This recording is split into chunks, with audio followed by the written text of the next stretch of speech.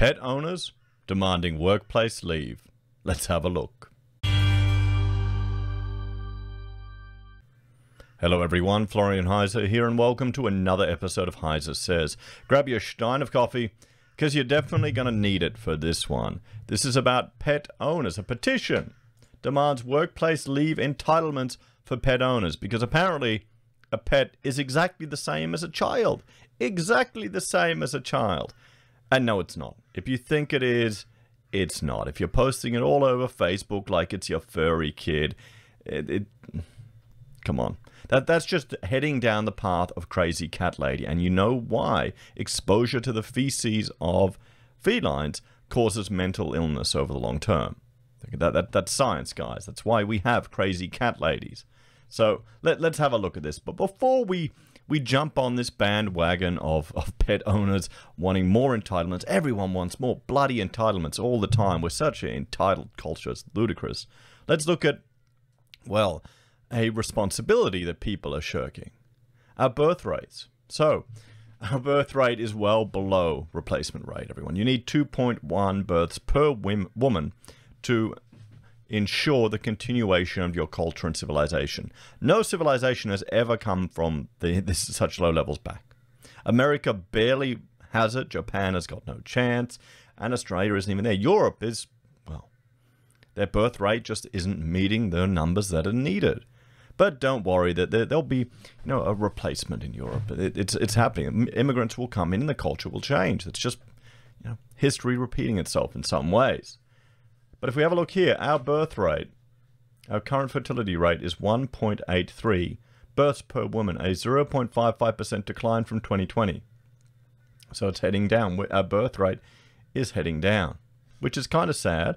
We jump over here, we can see, now there was a birth rate shot up, in 2008 at the GFC. I remember that actually, as Rachel was talking about it, where a lot of people were getting laid off and a lot of women were getting laid off. So when you get laid off, oh well, might as well have kids. Forget about the career, start the family. And the worrying thing is that people are misled, particularly women are misled into thinking that they can have children forever. Freeze your eggs and then, focus on the career, your most fertile years when it's the easiest to have a kid, and then push it off for so late in life that you have to spend a fortune with IVF and other medical procedures, or you're on the pill for so long you don't realize it takes a very long time for your fertility cycle to return back to normal. It isn't instant, and the eggs that you froze, they may not make it. What, a 30% chance? This is the thing that they're not teaching women. They've got a time period of their best fertile years. Now, do you want to use that to start a family and then work on a career later? Because you can do that too, guys. There's plenty of time to work on a career. Or do you want to give your most fertile years to a law firm or an architectural practice that won't care about you? And that's really the saddest thing. And this is coming from a father of 6. So there you go. Rachel, we didn't intend to have such a big family, but it's just how it happens. Kind of happy for it too. Now, you can see our birth rate is declining, which is sad, guys. We need to lift this up. There needs to be more of an emphasis on it.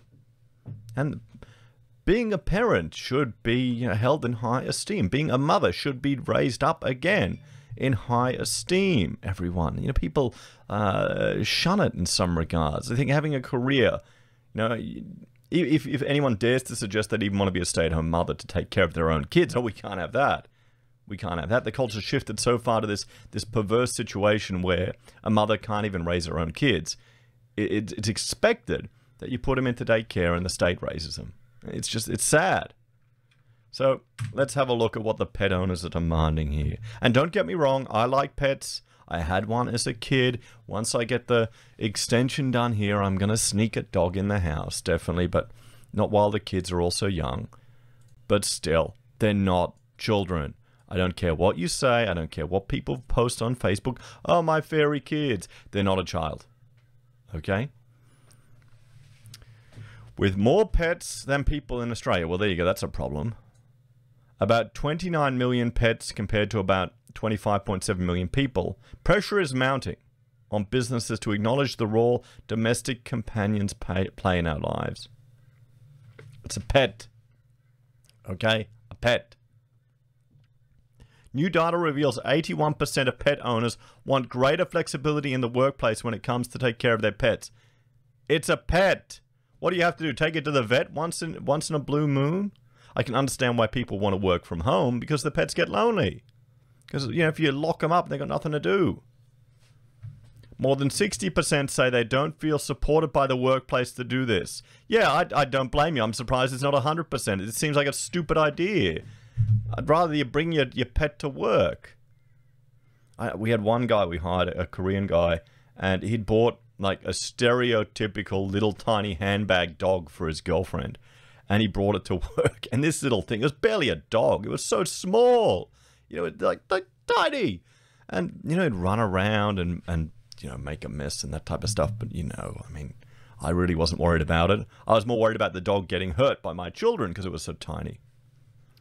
The study also found almost 1/3 feel a lack of parent-friendly workplace policies is outdated and archaic and needs to be changed. What do you think, everyone? Am I outdated and archaic thinking that pets aren't that important? If you can't take care of them, who cares? You know, maybe you need to give them up. But then I guess maybe it's just because I've got a you know, real children. If people don't have children, or if they can't, maybe they build an emotional bond to this animal. I can appreciate that. But still, come on, time off to you just take a sick leave, take holiday. We already have pet leave. It's called holiday time. Take it off as holiday. So, this includes launching a national petition today calling on workplaces to introduce pet-friendly policies. This includes 2 days off when introducing a new pet to the family. What? 2 days off when introducing a new pet to the family. Sick leave or even grievance leave. Oh, come on. This has to be a joke. It's a pet.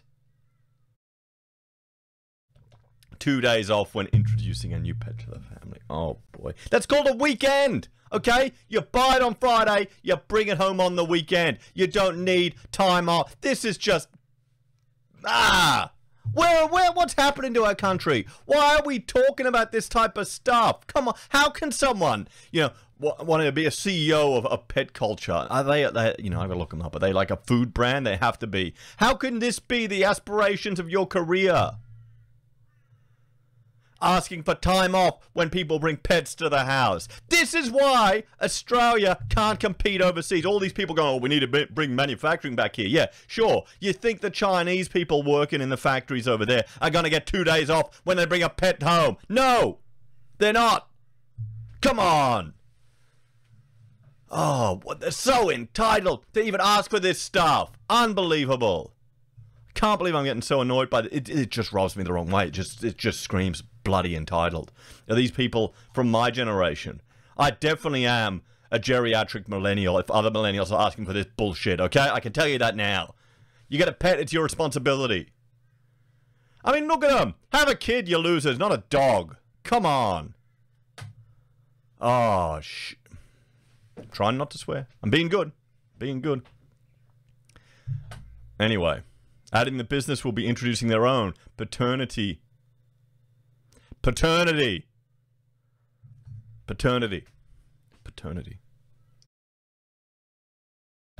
Yep, now this is official, everyone.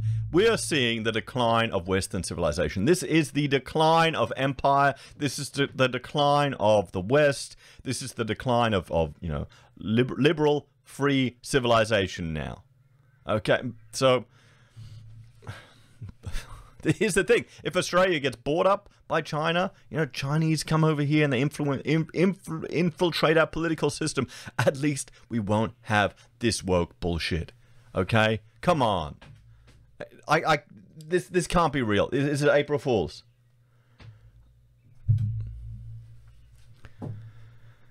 As Australians return to the office, we understand the transition period for new and existing pets can be difficult, and we want to throw our support and understanding behind Aussie pet parents. You're not a parent, you're an owner, okay? You are an owner. If you have a pet, it's not a child, you're not a parent, you're an owner. Get it in your head. Time to grow up, people. Watch some Jordan Peterson. You'll take leave anyway. Writer and comedian Michelle Azevedo is a pet owner with Sam Bowden to their dog Buggle and cat Sherlock. Oh, come on. She says, while past employers have made tending to pets' needs more difficult, her current employer was more progressive. I thought you were a comedian. Who's your employer? You do gigs at night. What's that got to do with it? Or is that not your real job? At previous workplaces, I had more issues with Sherlock, she said. Once in a while, I would need to come to the... A comedian doesn't have an office. You're not a comedian. You're a writer? Where do you write? Anyway. I'm just thinking of all the comedians I know. I had a mate who used to do gigs all the time. You did go out to nightclubs, okay? That's when a pet is at home.